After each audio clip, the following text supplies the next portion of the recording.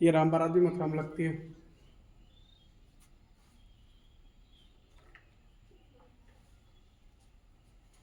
गढ़मुक्तेश्वर कहाँ लगता है?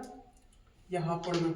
इसका याद रखना, गढ़मुक्तेश्वर मेला कहाँ लगता है? हापुड़ में। ठीक है, हापुड़ से करीबन ऐसे 15-16 किलोमीटर गढ़मुक्तेश्वर पहले पड़ जाता है। वही गंगा नदी के किनारे कब लगता है? कार्तिक पूर्णिमा में।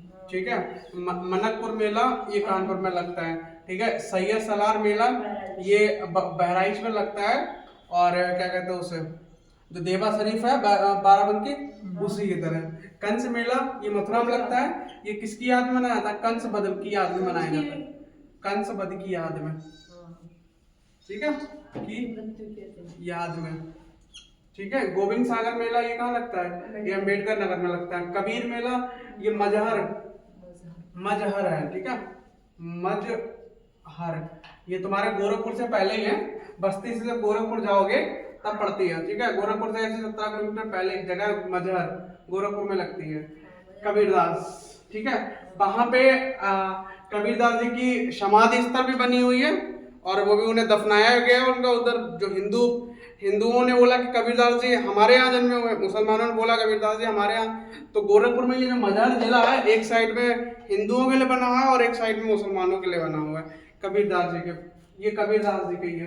ठीक है, दादरी मेला बलिया में लगता है। ये सब यूपी का पशु मेला। अगर पूछा जाए यूपी का पशु मेला कहाँ लगता है, तो वो कहाँ लगता है? दादरी में।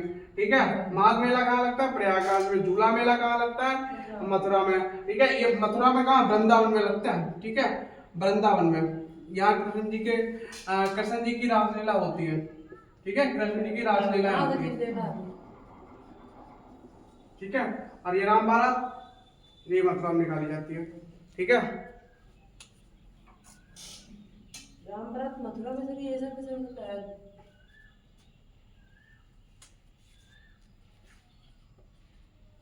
यही तो देख रहा था तुम्हें क्या होगा। राम बारात कहाँ निकाली जाती है?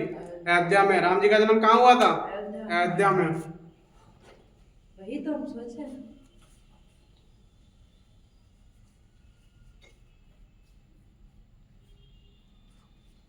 ये समझ लो अग्निवीर में से, अग्निवीर में इस जो ये तुम्हारे 15 मेले लगे लिखा है, इसमें से 2 या 3 मेले मिल ही जाएंगे। हाँ, ठीक है, 2-3 मेले, 2-3 नंबर तुम्हारे इस मेले से पक्के हैं।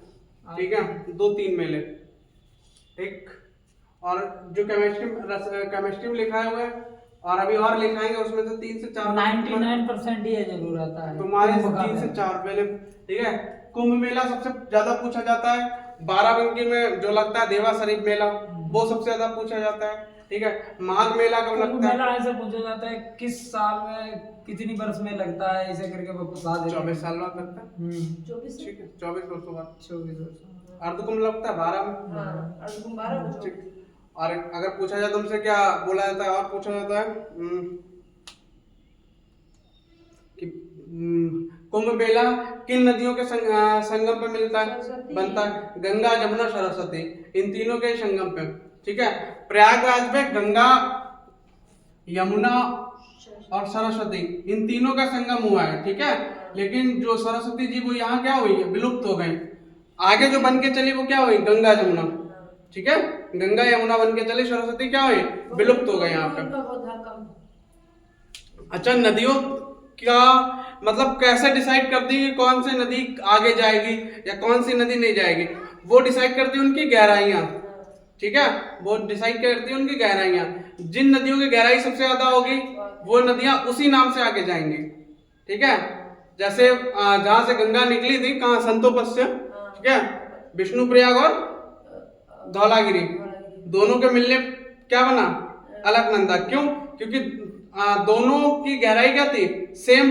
तो वहां से एक नई नदी बन के चली, अलकनंदा। अलकनंदा ने अपने हाथ किसे लिया? नंदाग्नि को। नंदाग्नि, पिंडार, ठीक है, इन सबको लेते लेते लेते लेते कहाँ आई? भागीरथी के पास।